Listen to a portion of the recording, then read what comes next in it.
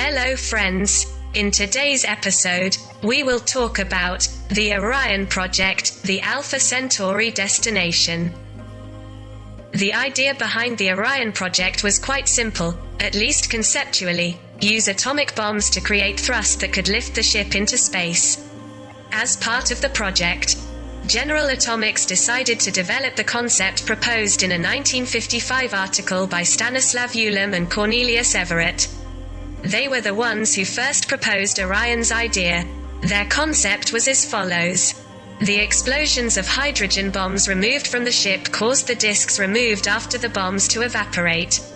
Plasma expansion and ship propulsion. Ted Taylor, one of the leading American developers of nuclear and thermonuclear warheads, took this project further. In the winter of 1957, he was working at General Atomics. Anglo-American physicist Freeman Dyson, who worked at Princeton, agreed to continue developing Orion with him. Of course, the explosion of a single bomb is not enough to completely launch the ship into space. It would take a series of atomic explosions in rapid succession to prevent the ship from falling to the ground. That's why the atomic ship was called an explosion. The engine of the Orion spacecraft, with a nuclear impulse, the basis of its work is the use of the energy of a nuclear explosion. From the spacecraft in the opposite direction of flight, a nuclear charge with a small equivalent is evacuated and detonated at a relatively short distance from the spacecraft, up to 100 meters. The charge is designed in such a way that most explosive products in the form of an expanding plasma front moving at relativistic speeds are directed to the tail of the spacecraft, where a massive reflection plate picks up momentum and transfers it to the ship through a system of shock absorbers, or without them, for unmanned versions. The reflective plate is protected from damage caused by light flash, high-temperature gamma and plasma fluxes, with an ablative lubricating layer of graphite, renewable after each detonation. A total of Orion and Super Orion class ships required about 800 bombs the size of a small compact car, which exploded under the ship at about 1 per second to reach orbit. The speed of all these atomic bombs would be 2 to 3 times faster than conventional missiles. By design, once the spacecraft reaches the vacuum of space, the speed will be stored as an impulse. Interstellar flights, extremely high traction and the specific impulse of nuclear impulse actions allowed engineers to assume the possibility of use not only in interplanetary flights, but also in interstellar ones. Thus, Freeman Dyson calculated that a ship powered by megaton thermonuclear charges with a reaction product flow of the order of 3,000 to 30,000 km per second could reach a maximum speed of the order of 750 to 15,000 km, i.e. up to 5%, from the speed of light. Within the limits of the Orion Project, scientists have developed 2 fundamental changes to the Starship: energy limited and momentum limited. The energy-limited Orion Starship project was a structure with a reflective plate diameter of about 20 kilometers. These are necessary so that the stove has time to cool in the interval between explosions without the consumption of ablative materials or other means of cooling. The total mass of the ship, according to calculations, amounted to 40 million tons, of which more than 30 million tons were fuel megaton charges. Of the remaining 10 million tons, 5 accounted for the weight of the plate, and 5 for the weight of the structure itself and the payload.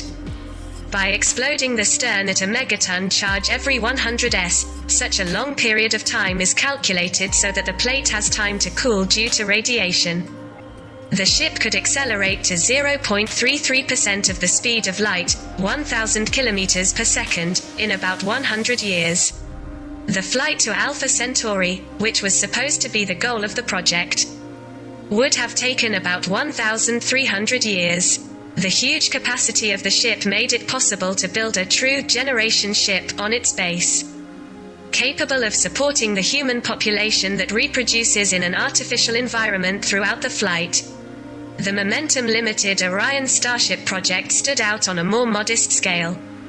Its main difference is the ablative cooling of the reflective plate by spraying graphite grease on it in the intervals between explosions.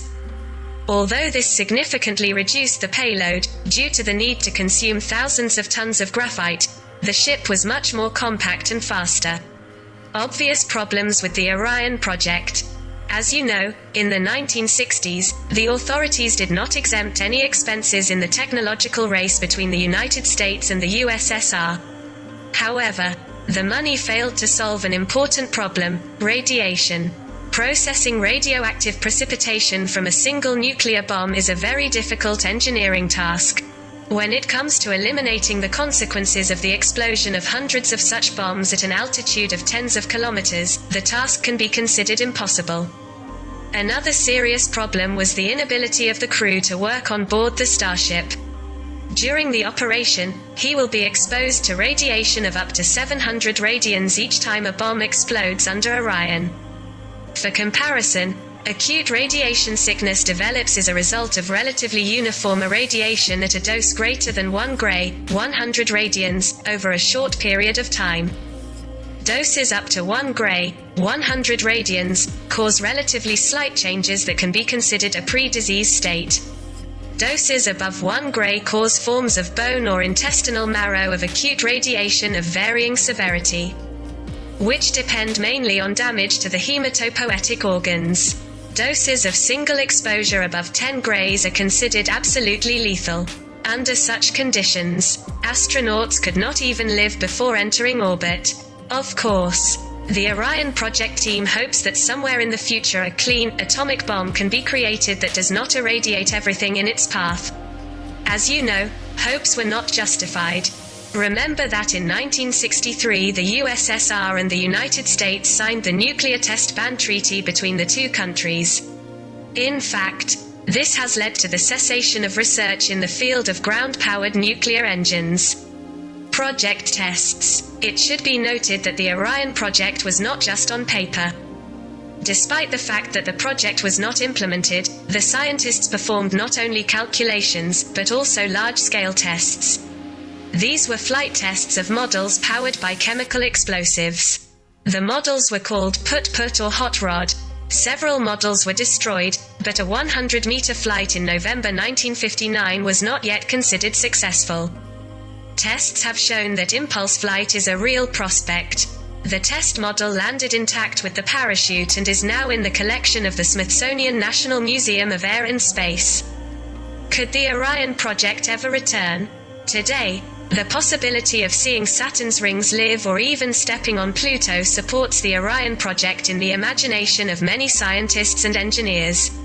Now, as part of the NASA program, Artemis plans to send a crew to the Moon, and Elon Musk has long been leaving to colonize Mars. In addition, there has been a growing interest in asteroid mining in recent years. Finally, radiation exposure will eventually need to be addressed if humans ever hope to exist outside of Earth. Analysts are confident that if scientists can solve the radiation problem, then the Orion project can be revived. The vehicle's propulsion system and its test program would violate the Partial Test Ban Treaty of 1963, as currently written, which prohibits all nuclear detonations, except those performed underground, as an attempt to slow down the arms race, and to limit the amount of radiation in the atmosphere caused by nuclear detonations. The US government worked to introduce an exception to the 1963 treaty to allow the use of nuclear propulsion for spaceflight. But Soviet fears about military applications kept the exception out of the treaty. This limitation would only affect the USA, Russia and the United Kingdom. It would also violate the Comprehensive Nuclear Test Ban Treaty, which was signed by the United States and China, as well as the de facto moratorium on nuclear testing that the declared nuclear powers have imposed since the 1990s. Launching such an Orion nuclear bomb from the ground or low Earth orbit would generate an electromagnetic impulse that could cause significant damage to computers and satellites, as well as flooding Van Allen belts with high-energy radiation. Because the EMP footprint would be several hundred miles wide, this problem could be solved by launching from very distant areas. Several relatively small, spatial electrodynamic connections could be deployed to quickly remove energy particles from the capture angles of Van Allen belts. An Orion spacecraft could be propelled by non-nuclear means to a safer distance, activating its unit only far from Earth and its satellites. The Lofstrom launch loop or a space elevator hypothetically offers excellent solutions, in the case of the space elevator, the existing carbon nanotube composites, with the possible exception of colossal carbon tubes, do not yet have sufficient tensile strength. All chemical missile projects are extremely inefficient and expensive when launching large masses into orbit, but could be used if the result was cost-effective.